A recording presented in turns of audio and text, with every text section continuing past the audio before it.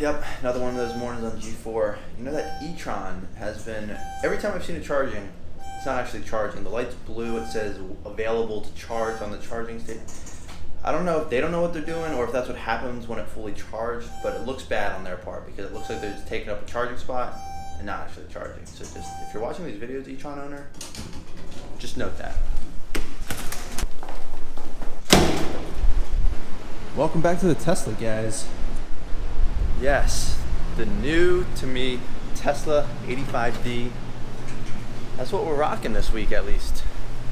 All right. Yeah, there we go. Look at this. Welcome back to the Tesla, guys. Well, what? Key not inside vehicle? You kidding me? It's in my pocket. There we are. There we go. Welcome back to the Tesla, guys. Yes, we are in an 85D.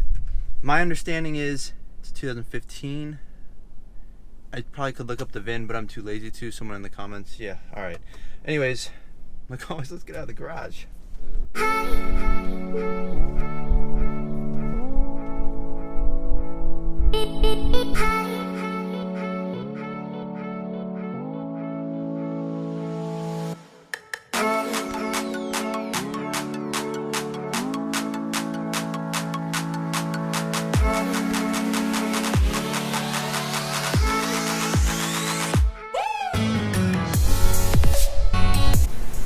See what I mean? That one's green. That one's like a blue weird light. So there you go, e-tron.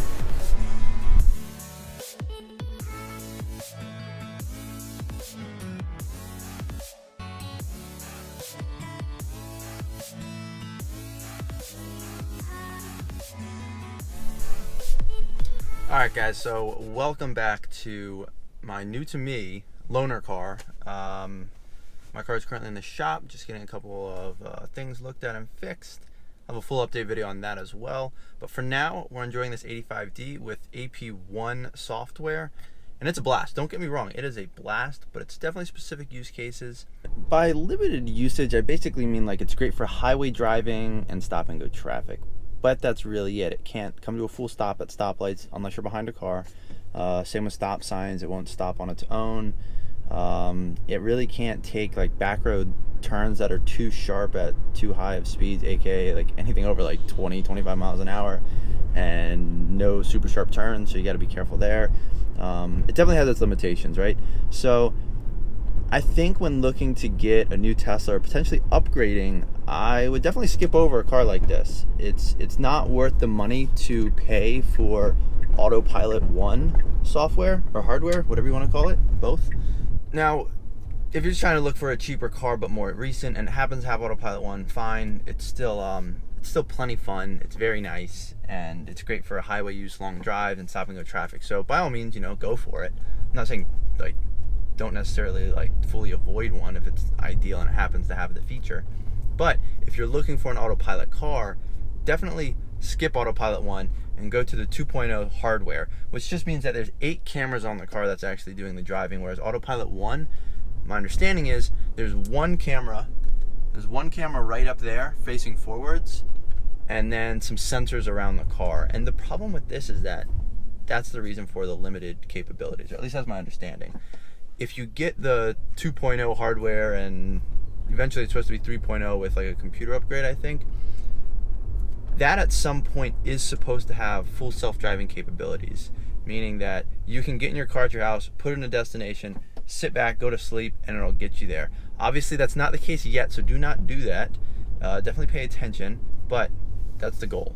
So that is my one caveat, I'd say. If you really want Autopilot, it's definitely worth it to splurge, just because going forward, AP1 has very limited use cases. The resale not going to be as good, and it just makes more sense, at least to me. So I would definitely say make sure you're getting 2.0 hardware. I hope I'm referring to that right, but basically the one with the 8 cameras. There's cameras in like the B pillars, cameras on the sides of the car, and then I think maybe 1 or 2 on the back or something, all that good stuff. So yes, make sure that's what you go for if you want one with Autopilot. Now, another thing to consider when you're upgrading your car is the ability to supercharge quickly. So I am part of a couple Tesla groups, and Well, someone posted recently that they were going on a road trip and that the trip planner, I guess, estimated that they would be at a supercharger for, anywhere from 30 to 45 minutes trying to supercharge. And they were like, well, aren't I supposed to get from like 10% to 80% battery in 15 minutes? Because that's what a lot of people hear. And, well, that's obviously what's advertised with the new V3 superchargers, and that's the key. So, the Model 3s are the only ones that can really utilize the V3 supercharging and get that 1,000-mile-an-hour rate of charge. The reason for that is newer battery architecture and all that jazz. So because of that, the Model S's and X's will either have that now or will have that going forward, but the problem is that they don't have that currently. Also, V3 superchargers, there's only 2 or 3 of them actually out for public use, and the handful are all in California. So just make a mental note of that. V3 has not been rolled out across the US yet, and probably won't be for some time to come. They're still even installing new V2 superchargers and also destination superchargers. Those only get around 72 kilowatts of charging. So that's going to be significantly slower, but they're still very quick. So don't get me wrong, you can still park there and charge, but if you're going on road trips and expecting to charge from 10% to 80% in 15 minutes, well, you're not going to do it anytime soon buying a used or inventory, even Model S or S potentially, because they may not have the new battery architecture. But even if you have a Model 3 right now, there is still a good chance that you won't be able to utilize a V3 supercharger because there's only a handful in California. So if you happen to be one of those lucky people near one in California, fantastic. Otherwise, just don't expect that anytime soon. However, if you want that in the future, that's another thing to consider. If you do a ton of road trips, or are even near a V3 supercharger right now, or know that you're going to be in the near future and it's worth it to you, then I would say wait. And, well, don't wait. You could either get a Model 3 when you upgrade, or buying for the first time, or I would say wait for the Model S and X refresh. I know they just started putting I guess they're called the Raven drive units, the Raven Model S and X's, and those are the Model S and X's that have the Model 3 drive units in them, which is supposed to be a much better drive unit. Those are just more things to consider looking at supercharging, as well as battery architecture and drive units that are going into these cars. In short summary recap, basically you can get a Model 3 now with all the current technology. You can get a Model S or X now with at least the new drive units going into them, assuming you don't have a slightly old inventory car, but a true brand new custom order car.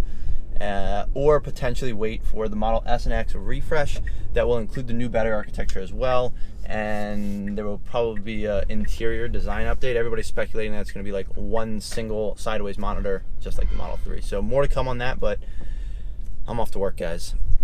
Wait, real quick though, before I go into work, I just realized I don't know if I have a way to charge this car unless I go to a Tesla supercharger or destination charger, a Tesla specific charger, because they never said anything about an adapter. So unless there's one in the trunk or the front, I'm kind of SOL, and we'll have to go to a supercharger or back to Tesla to actually get an adapter. Let's check on that real quick. This could lead to a peculiar situation when I run out of battery.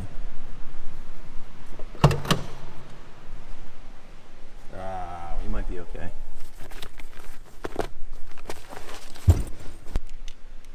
We're golden, thank goodness. 6.5 hours later.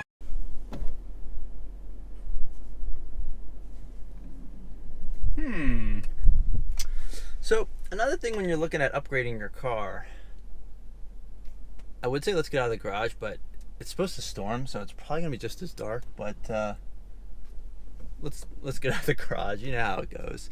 Classic Model X here, right at the top of the ramp, looking good. I would love to drive one of those one day.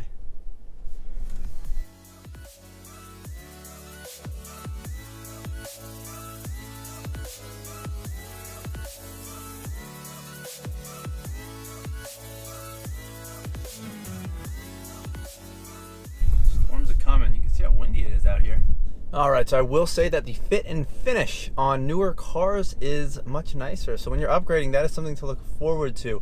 As you may or may not have noticed, I think I talked about past vlog. I talked about 5 things that I don't like about my Tesla Model S. And well, if you look at some of the trim pieces, they don't align perfectly.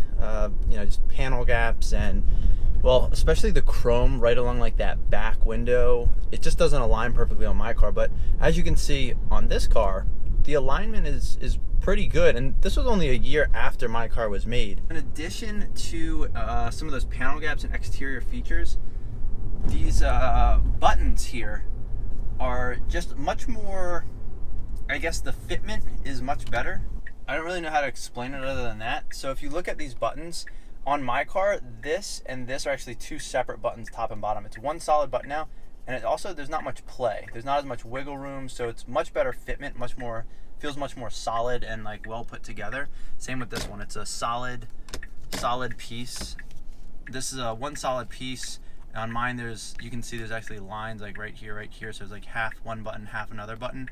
Also, these scroll wheels do feel slightly different, but generally the same idea too. They definitely feel much firmer, less play and all that stuff, so it is very nice. But really, unless you have, a pre-Autopilot 1 car, you will notice some nice things when you do upgrade, and that's not really something that I guess you have to worry about. It seems like all cars going forward probably just are that much better. Obviously, as a startup, they just started making the Model S's in 2012 over, a 2 to 3 year period. I can already tell just from sitting in this car, which I believe is only like a year newer than mine, the fit and finish is just that much better. And it's probably only going to continue to get better. And I'm very excited to see what the Model S and X refresh will look like in the future. So that's kind of where I'm at with that. One other thing I would note is when you're looking at buying or upgrading your Tesla, is to look at sort of the cycle.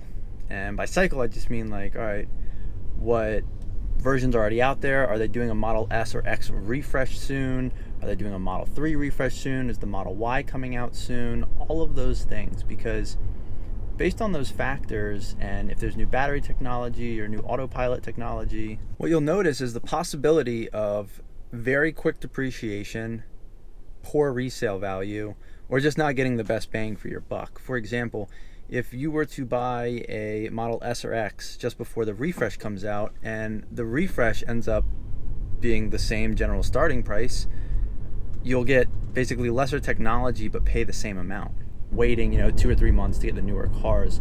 So you sort of want to look at that, which is why if I do upgrade, I'm probably going to wait to see the Model S and X refresh. Thanks, Waze. And I will probably wait. The assumption is that's coming out later this year, and at that point, that's when I would make a decision to either upgrade, get a different car, or just wait for the Tesla Roadster and just keep saving for the next 2 or 3 years and hope that I can afford that one day. But that's ways off. That's also optimistic thinking and very hopeful thinking to be able to afford a Tesla Roadster at a $200,000 price. I wish, maybe one day, we'll see. Anyways, I think those are some strong things to consider, because for example, when I bought my even CPO Model S, the Model 3s had come out, but they weren't really ramped up on production. And what I noticed is that when they did a really big Model 3 push late in 2018, a lot of people traded in their Model S's for Model 3s. And in the second half of the year, I bought my car February of 2018. In the very end of 2018, Q3, Q4, when a ton of people took Model 3 deliveries and traded in their Model S's, used Model S market really dropped off, and I could have saved a lot of money on my Tesla. The thing is, I needed my car in February, so I didn't really have the luxury of waiting, and it was unfortunate timing. But that's just how things play out. So, you just kind of have to expect some of those things to unfortunately happen. But if you can time it well, maybe wait for a refresh if you know that it's going to be just in the next couple of months. Maybe hold on to your car a little bit longer. But just sort of gauge the market when you're looking to upgrade. Also, I would say that if you are looking for autopilot hardware, don't try to save money by getting one. And I think I touched on this earlier. Definitely go for autopilot 2.0 or later.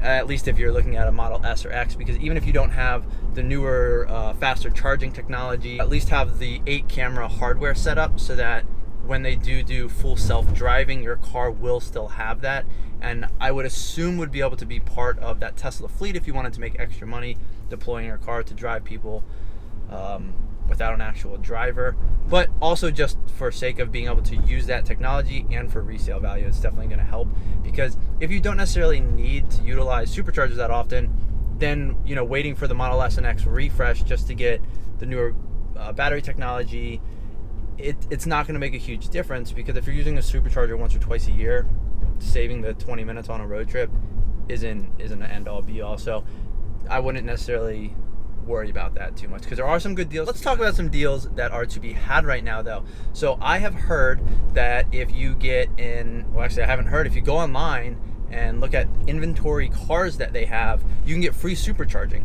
So if you don't do like custom delivery, what I got a while ago, and they discontinued but recently brought back under the assumption of, I think it would help to move some of their inventory cars that they need to sell and get rid of. If you want free unlimited supercharging and you still get the newer hardware for full self-driving, now is a great time to potentially look into that. Also, I watch, what YouTube channel is it? Drag Times with Brooks. So he has a P100D that he got in 2016 or something when they first came out.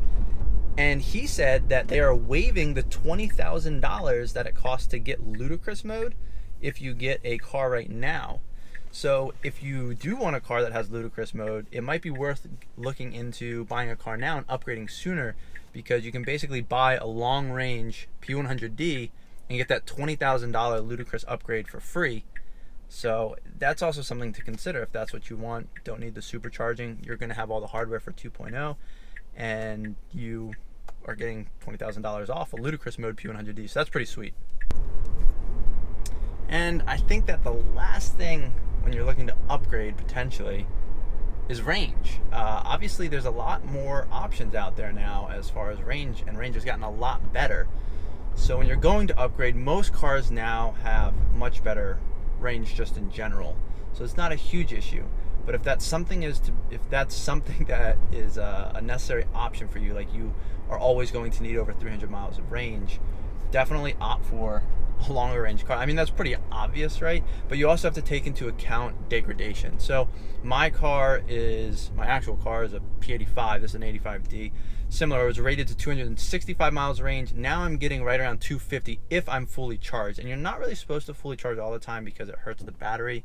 Granted, the battery is warranted for 8 years. But the point is, look for something where 80% of the range is good enough. And if it's not good enough right now, then maybe it's worth waiting. I know that just going forward, the battery technology is getting better, the cooling technology is getting better, charging technology is getting better. There's going to be a lot of things that come out in the future. So I hate to say don't buy a Tesla, but if range isn't ideal for you right now, waiting 1 or 2 years, the technology is going to get that much better. And it's probably worth waiting or seeing what the Model S and X refresh have in store, because as we've seen, the Tesla Roadster is supposed to boast around, 600 miles of range. Obviously, it's a much smaller, lighter sports car, but still, that's, a lot of people are assuming, probably a 150 kilowatt to 200 kilowatt battery pack, probably depending on, battery improvements. And if that's the case, maybe 1 or 2 years from now, you're going to easily see 4 or 5, well, we're already close to 400 miles. I think the long range Model S's are getting 370 miles of range. So, waiting another year or two, the technology is going to get better. Charging is obviously already getting better with V3. So all of those things are very nice, and it might be worth waiting a year or two if there's no rush. Because otherwise what's going to happen is you're going to buy it, the technology is going to be replaced quickly, and if it's not like perfectly suiting your needs, they are expensive cars to buy new. So if you're trying to budget and figure out what's going to be best long term, I would say hardware 2.0 is going to help hold its value better. Longer range batteries are going to hold value better. They're also just going to be better for, I think, general driving purposes. If you can't find a charger or go on road trips, longer range is always better. So lots of things to consider, but definitely a lot of cool technology and a lot of cool updates coming out with Tesla that I'm excited and I'm looking forward to hearing more about. So until that happens, just gonna have to sit back and wait, but pretty exciting stuff. And I hope this was sort of helpful. I don't know. We'll see what they come out with the S and X refresh later this year. I'm hoping for the best, hoping it's something interesting, but I'm thinking it's probably gonna be similar to the Model 3. But either way, better battery technology, better range, better drive units. it all sounds good to me. I'm just more excited for the Roadster, even though I can't really afford one. Figure it out and we'll make it work. I think that's going to be it for today. So if you guys are enjoying this, please consider liking and subscribing. And until next time, thanks for watching.